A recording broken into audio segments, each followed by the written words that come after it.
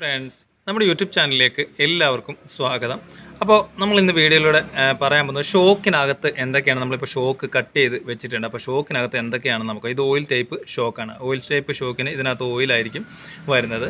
അപ്പോൾ ഇതിൻ്റെ കപ്പാണ്. കപ്പ് നമ്മൾ ഊരിയെടുത്തു. ഇത് കട്ട് ചെയ്തിട്ടുണ്ട്. കട്ട് ചെയ്ത പീസാണ്.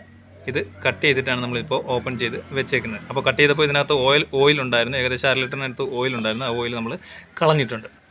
ഇനി വരുന്നത് ഇതിൻ്റെ ഇത്രയും കാര്യങ്ങളാണ് വരുന്നത്. അപ്പോൾ ഇതിലാണ് ഇതിൻ്റെ ഫംഗ്ഷൻ മൊത്തവും നടക്കുന്നത്. ഈ ഭാഗത്താണ് ഇതിൻ്റെ പ്രഷർ വാൽവ് വരുന്നത്. ഇവിടെയാണ് ഇതിൻ്റെ ഓയിൽ സീലും വരുന്നത്. അപ്പോൾ നമുക്ക് ഓപ്പൺ ചെയ്ത് നോക്കാം.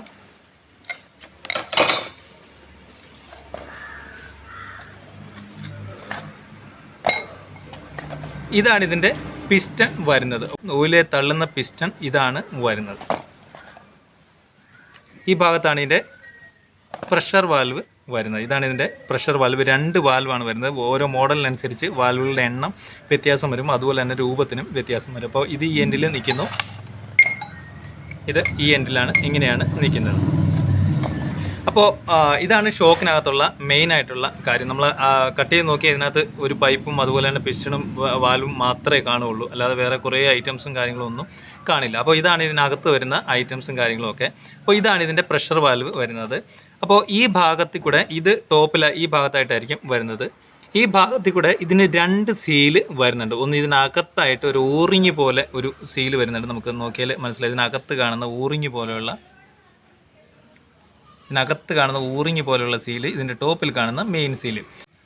ഈ ടോപ്പിൽ കാണുന്ന ഈ സീല് ഡാമേജ് ആകുമ്പോഴാണ് ഈ 2 സീല്, ചെറിയ ഓറിങ് അകത്ത് കാണുന്നതും അതുപോലെ തന്നെ പുറത്ത് കാണുന്ന മെയിൻ സീലും ലീക്ക് ആകുമ്പോഴാണ് ഷോക്ക് നമ്മൾ കംപ്ലൈൻ്റ് ആണെന്ന് പറയുമ്പോൾ ഷോക്കിന് ലീക്ക് ഉണ്ട്, ഷോക്ക് മാറണമെന്നൊക്കെ പറയുന്നത് ഈ സീലിന് ഡാമേജ് വരുമ്പോഴാണ് ഇത് പുറത്തോട്ട് വരും. ഈ ഓയിൽ പുറത്തോട്ട് വന്നിട്ട് ഇതിനകത്ത് കംപ്രഷൻ പോകും. ഷോക്ക് ഫ്രീ ആയിട്ട്, അതായത് ഈ പിസ്റ്റൺ ഇതിനകത്ത് ഫ്രീ ആയിട്ട് മൂവ് ചെയ്യാൻ തുടങ്ങും. അപ്പോൾ ആക്ഷൻ കട്ടറിൽ വീഴുമ്പോൾ ആക്ഷൻ നമുക്ക് കറക്റ്റായിട്ട് ഷോക്ക് അബ്സോർബ് ചെയ്യാതെ വരും. രണ്ടാമത്തെ കേസ് എന്ന് പറഞ്ഞു കഴിഞ്ഞാൽ ഈ വാൽവിന് കംപ്ലൈൻറ്റ് വരുമ്പോഴാണ്. ഇതിൽ ഒരു വാൽവ് മുകളിൽ നമുക്ക് കാണാം. അപ്പോൾ ഈ വാൽവ് കവർ ചെയ്യുന്നത് ഈ കാണുന്ന ഹോളിനെയാണ്, ഈ വെളിയിൽ കാണുന്ന ഹോളിനെയാണ് ഈ വാൽവ്, ഈ പ്രഷർ പ്ലേറ്റ് കവർ ചെയ്യുന്നത്. അപ്പോൾ ഇതിനകത്തായിട്ട് നമുക്ക് ചെറിയ ഹോൾ കാണാനായിട്ട് സാധിക്കും. അതിനെ കവർ ചെയ്യാനായിട്ട് ഇതിനുള്ളിൽ ചെറിയൊരു വാഷർ വരുന്നുണ്ട്, പ്രഷർ വാഷർ വരുന്നുണ്ട്. അപ്പോൾ അതാണ് ഈ വാഷർ വരുന്നത്. ഈ വാഷർ അതാണ് വരുന്നത്. അപ്പോൾ ഇതിൻ്റെ ഫിറ്റിങ്സ് വരുന്നത് ഇത് ഇങ്ങനെയാണ്. മീൻസ് ഈ കാണുന്ന ചെറിയ ഹോളിനെ ഇത് കവർ ചെയ്യുന്നു. ഈ കാണുന്ന വലിയ ഹോളിനെ, ഇവിടെ കാണുന്ന വലിയ ഹോളിനെ ഇത് കവർ ചെയ്യുന്നു. അപ്പോൾ ഇതിങ്ങനെയാണ് ഫിറ്റിങ്സ് വരുന്നത്. അപ്പോൾ ഇത് സംഭവിക്കുന്നത് എന്തെന്ന് വെച്ച് കഴിഞ്ഞാൽ വേറൊരു കാര്യമുണ്ട്. നമ്മൾ ഓയിൽ ലീക്ക് ഇല്ലെങ്കിൽ കൂടെ ഇതിന് സ്റ്റക്കോ കാര്യങ്ങളോ വന്നാലും ഇത് ഡാമേജ് ആയിട്ട് ഇതിൽ സ്റ്റക്കായിട്ടിരുന്ന് കഴിഞ്ഞാൽ ഷോക്ക് നല്ല ഹാർഡായിട്ടായിരിക്കും അനുഭവപ്പെടുന്നത്. നല്ല ഹാർഡ് ഷോക്കിന് കാണും. അപ്പോൾ അങ്ങനെ വന്നാൽ ഓയിൽ ലീക്ക് വരില്ല. പക്ഷേ നമ്മൾ കംപ്രസ് ചെയ്യുമ്പോൾ നല്ല ഹാർഡിലായിരിക്കും. അതായത് ചില വണ്ടികൾ ഇങ്ങനെ തുള്ളി പോകുന്ന പോലെ, അതായത് ഒരു ആക്ഷനും ഇല്ലാതെ നമ്മൾ നല്ല ഒരു കുതിരപ്പുറത്തൊക്കെ ഇരിക്കുന്ന ഫീലിൽ ചില വണ്ടികൾ ഓടിക്കുമ്പോൾ നമുക്ക് ഫീൽ ചെയ്യാറുണ്ട്. അത് ഈ വാൽവിന് ഡാമേജ് വരുമ്പോൾ ഇത് ഓയിൽ അങ്ങോട്ടും ഇങ്ങോട്ടും പോകാതെ സ്റ്റക്കായിട്ട് നിൽക്കുമ്പോഴാണ് അത് വരുന്നത്. ഈ ഭാഗത്ത് കൂടെ ലീക്ക് വരുമ്പോഴാണ് ഷോക്ക് ഫ്രീ ആയിട്ട് പോകുന്നത്. അതായത് നമ്മൾ വണ്ടി ഇങ്ങനെ കുലുക്കുന്ന സമയത്ത് വെറും ഫ്രീ ആയിട്ട് വണ്ടി പോകുന്നത്. അപ്പോൾ ഇത് ഈ ഭാഗത്തായിട്ടാണ് വരുന്നത്. അപ്പോൾ ശരിക്കും പറഞ്ഞാൽ ഇതിൽ ഫംഗ്ഷൻ നടക്കുന്നത് ഇതിനുള്ളിലാണ് പിസ്റ്റൺ, ഓയിലും ഇതിനകത്താണ് കിടക്കുന്നത്. ഇത് അകത്തൂടെ പിസ്റ്റൺ ഇതിനെ തള്ളുമ്പോൾ, അതായത് കട്ടറിലൊക്കെ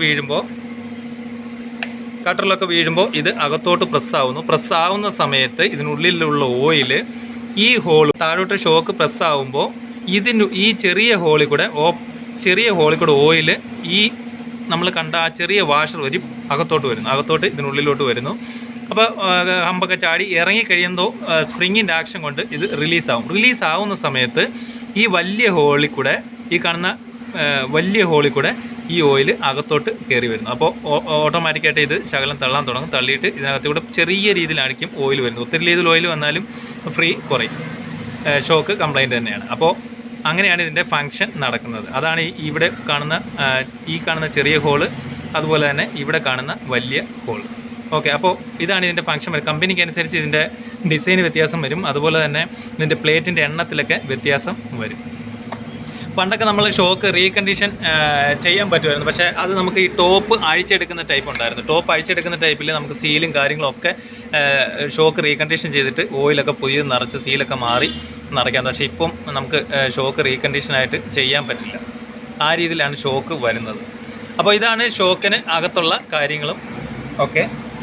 ഇതാണ് ഇതിൻ്റെ മെയിൻ പിസ്റ്റൺ വരുന്നത്. ഈ പിസ്റ്റൻ്റെ ഈ വാഷറിന് ഡാമേജ് വന്നാലും ഷോക്ക് ഡാമേജ് ആവാം. അതായത് കറക്റ്റ് പ്രഷർ കിട്ടാതെ വന്നിട്ട്, പ്രഷർ കിട്ടാതെ വരുമ്പോൾ ഇതിൽ കൂടെ ഫ്ലൂയിഡ് പെട്ടെന്ന് റിലീസായും താഴോട്ട് പോകുന്നതുകൊണ്ട് കറക്റ്റായിട്ട് ഷോക്ക് വർക്ക് ചെയ്യില്ല. അപ്പോൾ ഇതൊക്കെയാണ് ഇതിനകത്ത് ഷോക്കിനകത്ത് വരുന്ന കാര്യങ്ങളൊക്കെ. അപ്പോൾ നമ്മൾ ഈ വീഡിയോയിലൂടെ മനസ്സിലാക്കുന്നത് ഓയിൽ ടൈപ്പ് ഷോക്കിനകത്ത് ഈ കാര്യങ്ങളൊക്കെയാണ് വരുന്നത്. അതുപോലെ തന്നെ ഷോക്ക് 2 പിസ്റ്റൺ വരുന്ന ടൈപ്പ് ഷോക്കുകളും ഉണ്ട്.